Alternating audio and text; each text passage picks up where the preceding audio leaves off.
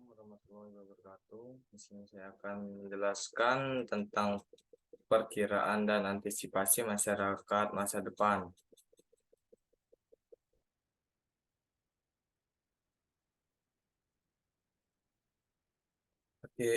Perkiraan masyarakat pada masa depan.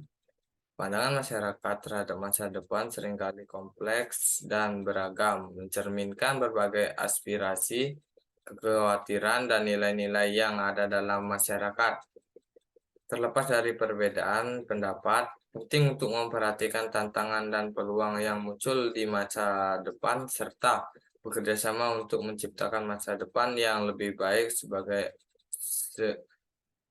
baik bagi semua orang. Karakteristik negara berkembang. Yang pertama, pertumbuhan ekonomi yang tidak stabil. Negara berkembang sering mengalami fluktuasi ekonomi yang lebih besar daripada negara maju. Meskipun mungkin ada periode pertumbuhan ekonomi yang cepat, tetapi juga rentan terhadap krisis ekonomi dan ketidakstabilan baik karena faktor internal maupun eksternal.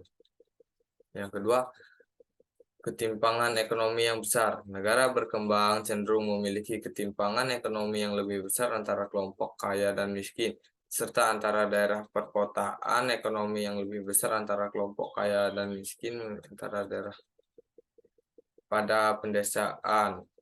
Ini bisa disebabkan oleh faktor seperti distribusi sumber daya yang tidak merata, ketidaksetaraan akses terhadap pendidikan dan peluang ekonomi, serta ketidakadilan dalam sistem pajak dan kebijakan ekonomi. Yang ketiga, infrastruktur yang terbatas. Banyak negara berkembang masih memiliki infrastruktur yang terbatas, termasuk jaringan transportasi, energi, air bersih, dan sanitasi.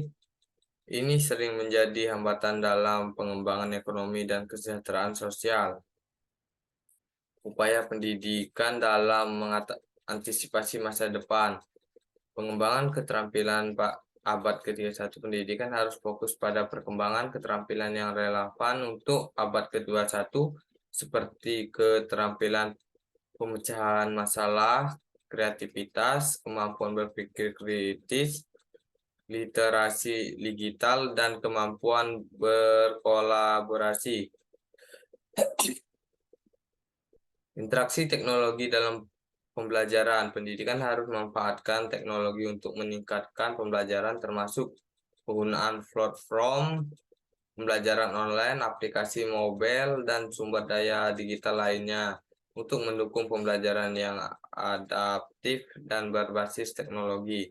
Yang ketiga, pendidikan karakter dan kesejahteraan mental. Selain keterampilan akademi, pendidikan juga perlu memberikan perhatian pada pembentukan karakter siswa dan kesejahteraan mental. Ini mencakup pengembangan nilai-nilai seperti empati, kerjasama etika, dan tanggung jawab sosial, serta memberikan dukungan yang memadai bagi kesehatan mental siswa.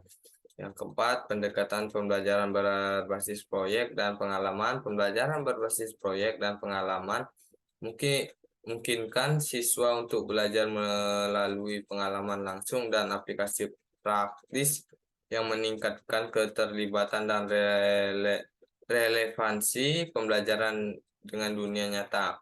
Yang kelima, pengembangan literasi digital dan kritis.